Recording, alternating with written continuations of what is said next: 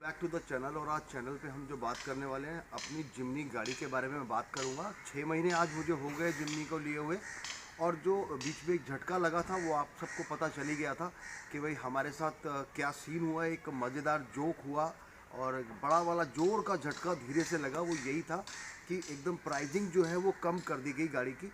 और मतलब जो गाड़ी हमने 16,20,000 रुपये की ली थी, उसकी कॉस्ट जो है चली गई है आज इसी सेम मॉडल की हमारे अल्फ़ा डुअल टोन जो है ये मैनुअल ट्रांसमिशन की, ये लगभग 14,80,000 रुपये की गाड़ी ये मिल रही है अभी शोरूम में। आज 31 दिसंबर है और 2023 का लास्ट डे है। तो जो लोग फ़ायदा उठाना चाहते हैं इस प्राइस रेट का, वो प्राइस रेट का फ़ायदा भी उठा सकते हैं।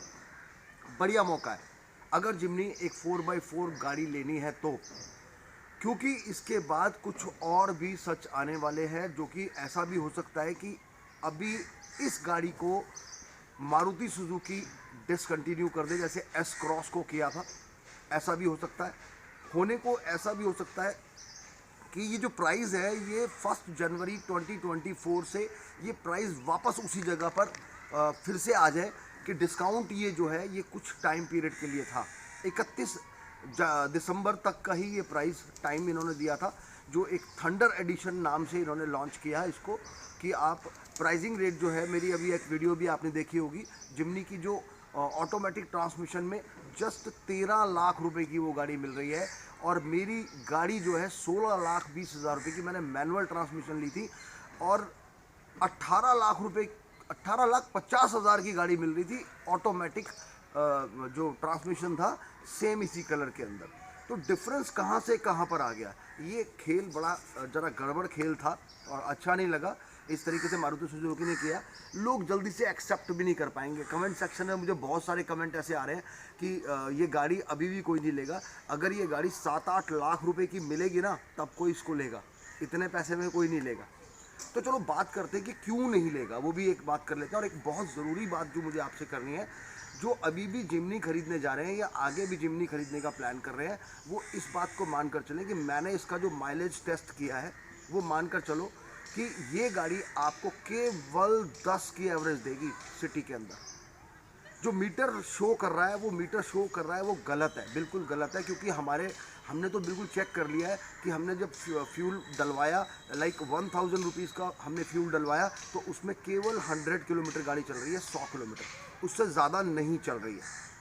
इट मीन्स 10 की एवरेज पर लीटर। तो ये मानकर चलना कि माइलेज नहीं है, इतनी अच्छी माइलेज नहीं है जो और मारुति की गाड़ियों की मारुति क्लेम करती है कि 15-16 की एवरेज दे देगी जिमनी, तो नहीं देगी। ये 10 की माइलेज देगी, ये मानकर चलना और ले लेना। उसके बाद कुछ और जो दूसरी गाड़ियों से अलग है ये गाड़ी, ये तो मानकर चलना कि ये वाली गाड़ी, ये गाड़ी वो गाड़ी नहीं है कि आपने उठाई एकदम से निकल गए और मतलब रफ एंड टफ यूज़ कर तो सकते हैं, लेकिन वो ऑफ रोडिंग के लिए। लेकिन सिटी के अंदर वो वाली उस टाइप की गाड़ी नहीं है। आपके घर में एक सेकंड कार होनी चाहिए, उसके बाद आपने जिमनी लेनी है, ये मानकर चलें। माइलेज का तो जो सबसे बड़ा फंडा है इसका, मुझे काफ़ी कम लगा। मुझे माइलेज बहुत ज़्यादा कम लग रही है, ये काफ़ी ज़्यादा कम माइलेज है ये। उसके बाद गाड़ी की जो जिमनी का अगर आप प्लान कर रहे हो लेने के लिए कि हमें ऑफ रोडिंग करने का शौक़ है और हम कुछ टाइप ऑफ एन्जॉयमेंट के लिए गाड़ी लेना चाहते हैं, तो ही लेना। कि भाई कभी कभी बाहर निकल गए तो ऑफ रोडिंग करने के लिए, और बाहर जाकर आपने गाड़ी के साथ ऑफ रोडिंग कर ली और एंजॉय कर लिया। अदरवाइज़ मैंने ये भी कुछ समय से देख रहा हूँ कि ऐसा कुछ नहीं है कि स्पेशल ऑफ रोड गाड़ी ही हिल स्टेशन पर चलती है, अदर गाड़ियाँ भी चल रही हैं। तो ये जो इम्पॉर्टेंट बात थी, 6 महीने अगर हमें हो गए हैं, एग्जैक्ट 6 महीने हो गए, 21 दिसंबर को 6 महीने हो गए गाड़ी लिए हुए। कोई एक्सपीरियंस जो है ना, कोई इंजन की वाइज कहूँ तो इंजन वाइज कोई प्रॉब्लम नहीं है। ताकत पावर अच्छी है गाड़ी की, इनिशियल टॉर्क थोड़ा सा कम है, लेकिन ये पावर की कोई कमी नहीं है। राइड चलाते हुए जो कमी मैंने महसूस की, ड्राइविंग सीट जो और को ड्राइवर सीट है वो दोनों ठीक है। बहुत कंफर्टेबल तो वो भी नहीं है, बहुत कंफर्टेबल वो भी नहीं है, लेकिन फिर भी मैं इतना कहूँगा कि गाड़ी के इनर केबिन के अंदर, अंदर की तरफ जो गाड़ी के स्पेस काफ़ी कम है, बहुत कम स्पेस है, सफिशिएंट स्पेस नहीं है। आप बैठते हुए आपको तकलीफ़ होगी, मतलब सीट भी छोटी है और उसके बावजूद भी ओवरऑल जो अंदर स्पेस है ना वो काफ़ी कम दिया है। वो मज़ेदार स्पेस नहीं है, कंफर्टेबल स्पेस नहीं है। स्पेस वाइज की बात करता हूँ तो वो भी कम है। दूसरी बात, अब मैं इसको बीच में सच बता दूं तो इसको बेचने का भी प्लान करने का मूड बना चुका था कि इसको बेच देता, क्योंकि फाइनली मेरे लिए माइलेज एक बहुत बड़ा इशू है। मैं ऑल द डेज, मतलब सभी दिन मैं ऑफ रोडिंग में तो रहूँगा नहीं, तो इसको बेचने का प्लान कर रहा था कि इसको गाड़ी को निकाल देता हूँ और कोई गाड़ी दूसरी ले लेता हूँ, क्योंकि इसमें बहुत ज़्यादा मैं मज़ेदारी, कंफर्ट, रिलैक्स मोड फील नहीं कर रहा हूँ। रफ टफ गाड़ी है ये। गाड़ी ऐसी है कि कभी कभी ले गए, एंजॉय किए, आ गए। इतना अफोर्ड मैं नहीं कर सकता कि इसको भी रख लूँ और एक गाड़ी और भी ले लूँ, वो मुझसे नहीं हो पाएगा। एक गलती हो गई कि जल्दबाजी में ऑफ रोडिंग की ये 4x4 ले ली जिमनी, और उसके कंफर्ट को नहीं हमने एंजॉय किया, इतना कंफर्ट एंजॉय नहीं कर पाए, तो उस लिहाज से इसको बेच रहा हूँ। सेकेंडली क्या हो जाता है कि सेकेंडली एक इशू बड़ा है, मिडिल क्लास लोग हैं तो बहुत बड़ा इशू है कि आपकी जो इसकी पॉकेट फ्रेंडली गाड़ी जो होनी चाहिए वो गाड़ी ये नहीं लगी, क्योंकि हमने सोचा कि यार चलो 15-16 की अगर एवरेज सिटी में देगी तो भी कोई बुरी नहीं है, लेकिन 10 की माइलेज बहुत कम माइलेज है। इस वजह से इस गाड़ी को हम डिस्पोज ऑफ करने का भी मन बना रहे हैं कि इसको हम डिस्पोज ऑफ कर देंगे। अब हुआ क्या है कि मार्केट के अंदर इसको बेचने के लिए जाने का सोच रहे हैं, तो वेट कर रहे हैं कि 1 जनवरी 2024 को इसको मन बनाए, क्योंकि अब हमें कोई ये ना कह सके कस्टमर को कि भाई आपकी जो गाड़ी है वो तो 2 लाख रुपए का, इसके ऊपर डिस्काउंट चल रहा है, अब आप बताइए कितने की आपको बेचनी है। सेकेंडरी एक और इम्पॉर्टेंट बात करना चाहता हूँ जो मैंने अभी फील की है कि जिमनी के बेचने के टाइम पे जब 1-2 जगह गया हूँ तो वहाँ पर एक नया सीन हो जाता है, जो आप ध्यान रखना बहुत ज़्यादा, कि आपकी गाड़ी को वो जो खरीदते हैं वो ऑन रोड प्राइसिंग पर नहीं खरीदते हैं, वो बात कर देते हैं कि इनवॉइस के ऊपर, कि आपकी गाड़ी का इनवॉइस कितना है। वो इनवॉइस के ऊपर पैसे घटाते हैं, टोटल अमाउंट में पैसे नहीं घटाते। ये भी एक बिग गेम जिसको आप कह सकते हो, ये एक तरह का बिग गेम है कि जो इनवॉइस है, इनवॉइस के ऊपर आपका अमाउंट लेस करते हैं। तो इनवॉइस मेरा जो इस गाड़ी का था 13,98,000 रुपये का इनवॉइस था, तो उसके ऊपर वो लेस कर रहे हैं। उसके बाद आपकी एक्सटेंडेड वारंटी जो आप पैसा देते हो, उस एक्सटेंडेड वारंटी का पैसा आपको नहीं मिलता है। तो ये भी एक बड़ा जो है ना स्कैम टाइप है मार्केट के अंदर, कि आपकी जो गाड़ी है वो आपकी इनवॉइस के ऊपर खरीदते हैं।